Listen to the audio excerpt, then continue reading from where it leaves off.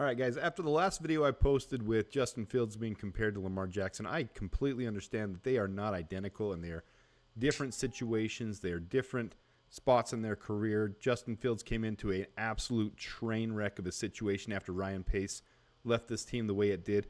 I hope a lot of people realize that the Bears have one lineman on this team that was a first-round pick. That is a huge recipe for disaster, and that's Darnell Wright. Not even the best tackle class that has come out, but we had to build somewhere.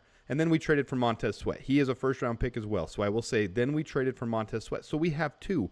And look at the difference makers those two are and what they're going to be. Now, Ryan Poles has put us in a position to have draft capital is key to a team building for the future, a team building the right way. Look at these teams that don't have the most talented players, but have it built up around them.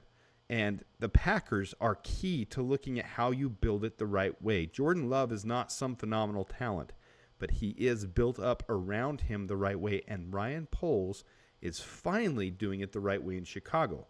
So when people are saying, same old Bears, same old Bears, same old Bears, which I hear nonstop, this isn't the same old Bears. It has been different for 2.5 years now. Things have been changing. Ryan Poles came in and didn't have a first-round pick.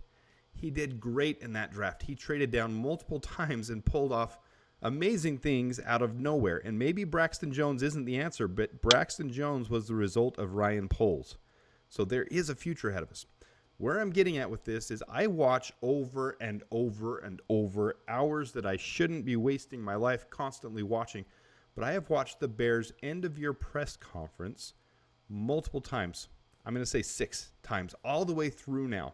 And I watched it this morning. As I'm sitting here watching games, I literally watch this stuff as I'm watching the NFL games that are on TV.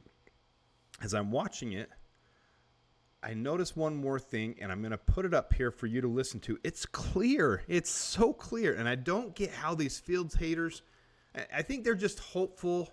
And I watched Draft Day the other day too, and I see people and fans, and I have to question the reasoning behind it. But the reality is the fan base, we all want the same thing. We all want this right now, the playoffs. We want to be cheering for the Bears right now, like Lions fans are. We want to be cheering for our team right now. So I get the passion behind it, but the reality is Justin Fields is a great quarterback. He's a leader. But anyways, I'm going to put on what I listened to this morning. It's very short, but listen to this and tell me what you think. I think they're both offense and defensive coordinator positions are very attractive based on the personnel we have and based on the rise of this team. And you can certainly see that, the progress. And again, as we visit with these guys, we'll be able to see that. They'll be able to see that. They know that. We're always aware of other people's rosters and where the vision for the team's going. And ours is definitely in a positive way that team coaches want to come here and coach. Given the history of this team, the last decade or so, where there have been coaches who have inherited quarterbacks and quarterbacks who have gone on to coaching staffs that did not draft them, how do you break that cycle this time around? Yeah. When you look at the interview process, just bringing in the right people, like I said, that can adapt and adjust and put players in the best position to be successful.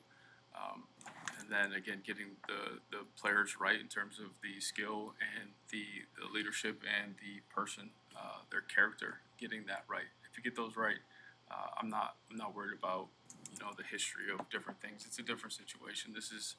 To me, this roster's built on really solid ground, so it's a little bit different of a situation in my mind. Ryan, even if your evaluation has you leaning towards staying with Justin, could a team propose a trade deal that blows you away and still cause you to move on from him?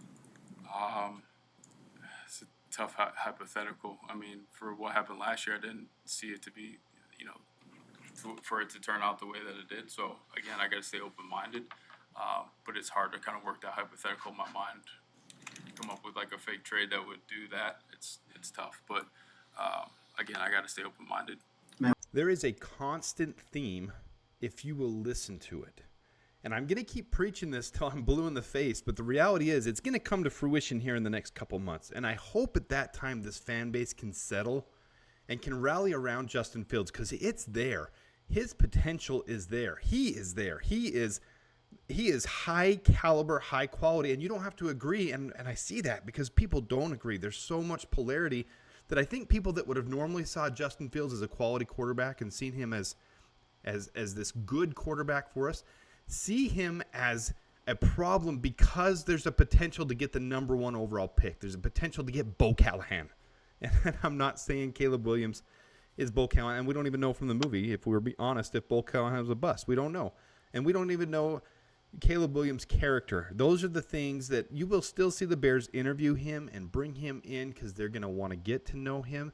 They're going to do their due diligence, but it is going to be darn near impossible to take the Bears off of Justin Fields with the potential he has, the character he has, the leadership he has, the qualities he has compared to Caleb Williams. I just don't see it. So you can disagree with me, and heck, put it down in the comments. Let me know. Please let me know. I would love to hear all about it. But the reality is this team is moving forward with Justin Fields, and that's how I see it.